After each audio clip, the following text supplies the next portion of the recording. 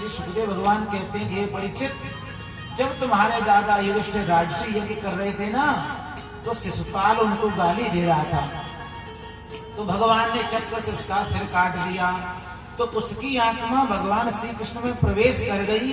तो युधिष्ठिर जी को बड़ा आश्चर्य हुआ, भगवान भजन करने वाले आप में मिल नहीं पाते और गाली देने वाले आप में मिल रहे हैं। ये आपको प्राप्त करने का कोई तरीका हो, ढंग का तो बताइए ना, कि गाली देने से मिलते हो कि हाथ जोड़ने से मिलते। तो भगवान की प्राप्ति का कैसे मिलेंगे भगवान, ये भगवान ही जाने भैया।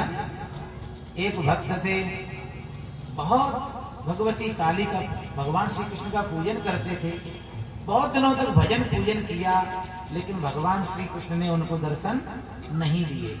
बार बार शास्त्रों को पलट के देखते कि कहीं मुझसे कोई गलती तो नहीं हो रही है, तो देखा कोई गलती नहीं हो रही है। अरे चलो, ये देवता ही ऐसा जल्दी प्रसन्न नहीं होता। तो उठा करके भगवान को ऊपर वाली अलमारी में रख दिया कि देवी माँ जल्दी प्रसन्न होती, इसलिए देवी माँ को बिठा लिया चौकी पर, उनकी पूजा आरती करने लगे। बहुत समय हो गया, लेकिन देवी माँ भी प्रसन्न नहीं हुई और न दर्शन दिया। एक दिन क्या देखते हैं कि जो अगरबत्ती जल रही है, उसका धुआं सीधे जो ऊपर भगवान की मूर्ति है उसकी नाक पे जा रहा है। तो मन में भाव आया, इसीलिए तो मेरी माँ प्रसन्न नहीं हो रही, क्योंकि सारा सुगंध ये धुआं तो ये ऊपर कन्हैया सूंघ जाता है। उन्होंने रुई निकाली कि इसकी नाक में मैं रुई लगा देता, जिससे ये सुगंध को नहीं सूंघेगा तो मेरी मैया प्रसन्न हो जाएगी। रुई लेकर के जैसे ही भगवान की नाक में लगाने लगे तो भगवान ने हाथ पकड़ लिया, प्रकट हो गए भगवान। भगवान के चरणों में गिर गए भक्त और पूछने लगे, प्रभु मैंने सारे शास्त्र पढ़े हैं, पर कहीं ये नहीं लिखा कि भगवान नाक में रुई लगाने से नहीं।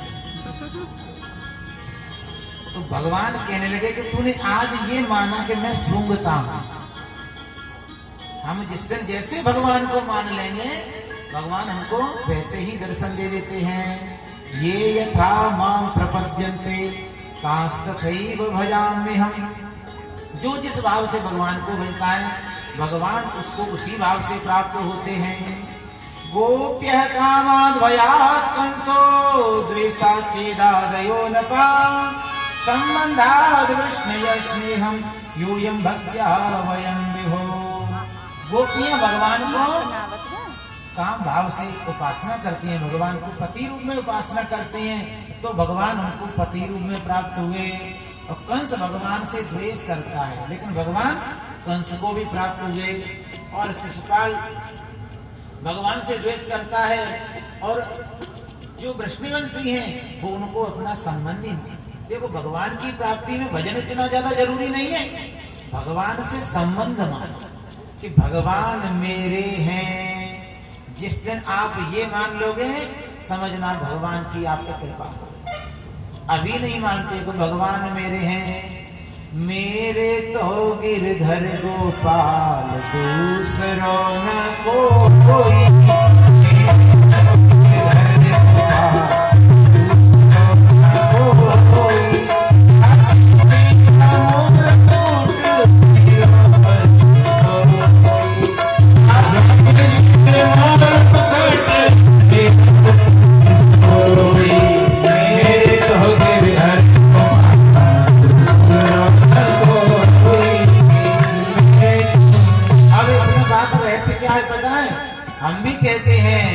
कि मात पिता तुम मेरे शरण गहूं किसकी।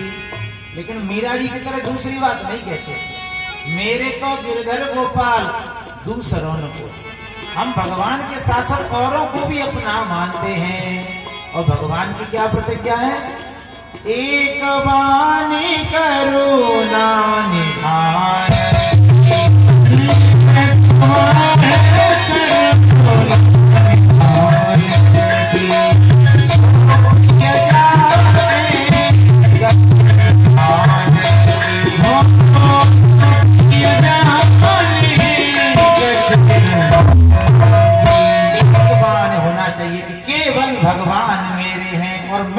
भगवान का हूं।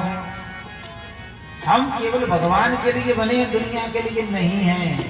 जो ऐसा भाव, ये महामंत्र है, स्वामी राम सुखदास जी के द्वारा सबको प्राप्त हुआ है कि मैं केवल भगवान का हूं। और भगवान केवल मेरे हैं। ऐसा आप जब सोचोगे तो आपकी माया अज्ञान दूर हो जाएगा, क्योंकि जीव तो परमात्मा का अंश है, संसार का अंश थोड़ी है। संसार जड़ है, जीव चेतन है। इसलिए हे परीक्षित महाराज, जब ऐसा देखा युधिष्ठिर जी ने तो नारद जी से पूछा, और नारद जी ने युधिष्ठिर महाराज को सुनाया कि ये इनमें लीन जो हो गया वो इन्हीं का भक्त था। पहले द्वारपाल हर के प्रिय दो, वही इस जन्म में शिशुपाल बन करके आए हैं। पूर्व जन्म में यह हिरण्यकशिपु नाम का राक्षस था, इसके भाई का वध हो गया था, तो यह अपने भाई का बदला लेने के लिए, तपस्या करने के लिए चला गया था। जब हिरण्यकशिपु तपस्या करने के लिए गया तो इसकी पत्नी कयाधु को देवराज इंद्र हरण करके ले गए थे।